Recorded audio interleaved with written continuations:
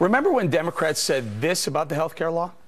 Save families $2,500 in the coming years. $2,500 per family. This is about cost, taking down the cost of health care to the Americans, to our economy. The Affordable Care Act saves lots of money. Saving health care costs for families, businesses, and the government. Everybody will have lower rates, better quality care, and better access.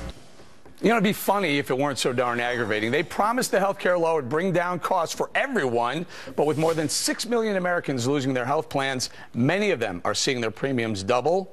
And all of those new taxes kicking in, will Democrats be paying a political price in 2014? Michelle Fields says absolutely, and they know it, but Stephen Laser says it's still too early to count Democrats out. Michelle, I'm going to start with you. This has got to weigh heavy on the Democrats. Yeah, this is weighing down Democrats, and also Obama's job approval rating is weighing down Democrats. Obama's own pollster sent out a memo to congressional Democrats telling them try to avoid speaking about Obamacare because it's a liability for them. And if you look at the Senate Democrats that are up for re-election next year, they are running away from Obamacare. If you look at Mark Pryor, Kay Hagan, they are trying to distance themselves because they know that this is going to be a mess. Yeah, and Steve, the Democrats hold the Senate by about 7 seats. They need 7. The Republicans only need 7 to jump, and it looks like the tide is definitely going towards the GOP. Well, there's no question that if the election were held today, it would be a disaster for Democrats. Democrats would probably lose the Senate if the election were held today. I'm encouraged only by the fact that we have 11 months between now and Election Day. I'm hoping that these 30 million folks who get health insurance for the first time are going to turn out to be Democratic voters. And I think also what might help the Democrats is the economy is improving significantly. We're looking at an unemployment rate that probably will be in the low 6% by the time November comes along.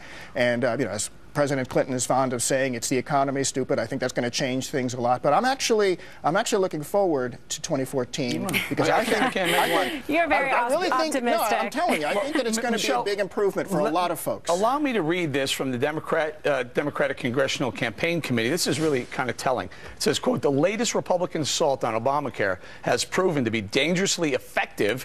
If we don't respond to Republican smears with the facts right now, the damage to the Affordable Care Act and our chances, and this is the important part, and our chances in 2014 could be irreversible. Is this, Michelle, the Democrats admitting they're in trouble? Yeah, they are in trouble. They know they are in trouble. Look, people go out to vote when they feel like their lives are being affected. And Americans, millions of them across the country, are having cancellations. Their premiums go up. They are being affected, and they're the ones affected, and they're the ones who are going to go out and vote. And on top of it, what's worse for Democrats is the fact that most people who go out and vote in midterm elections tend to be older, they tend to be white, and they tend to be conservative. Those are typically not the people who vote for Democrats. So Republicans already have an advantage out of the gate. Steve? This is what I would say to Democrats. This is the strategy for the Democrats right now. There are going to be problems unearthed with Obamacare that we don't even know about right now. I've talked about some of them. The strategy for Democrats is to come together and put forth some bills that fix those issues, and then say to the Republicans, you know what, either come together with us, help us fix these problems, or vote against them. And if you vote against them, why should we give you more seats if you're not working together with us to solve the problem now? Well, part of the problem is that some of the things that are causing the slide in the Democratic polling it's unfixable. You just can't fix it. It's the law itself. Pam, producer, can you put back up that poll that shows the difference, the slide in the Democrats, the CNN poll that's coming up right now? Steve, here's what's happened.